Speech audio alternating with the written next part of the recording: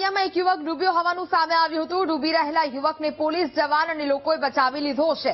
પરિવાર સાથે આ યુવક ફરવા આવ્યો હતો। ડૂબી રહેલા જયેન્દ્ર નામના યુવકનો બચાવ કરી લેવામાં આવ્યો છે। યુવકને સારવાર માટે હોસ્પિટલમાં હાલ તો દાખલ કરવામાં આવ્યો છે। જો કે આ વિડીયો છે તે સામે આવ્યો હતો, જેમાં સોમનાથમાં દરિયામાં એક યુવક તણાયો હોવાના દ્રશ્યો સામે આવ્યા હતા। પોલીસ જવાન અને તેના સ્થાનિક લોકોએ આ યુવકને બચાવી લીધો છે। હાલ આ યુવકને સારવાર માટે હોસ્પિટલમાં દાખલ કરવામાં આવ્યો છે।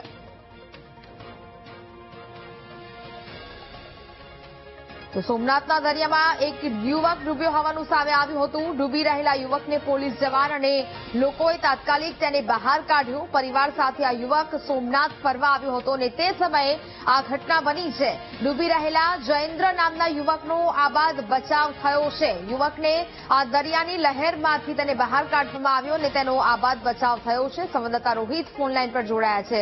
રોહિત, સોમનાથના દરિયામાં એક યુવક ડૂબ્યો હતો, શું અપડેટ?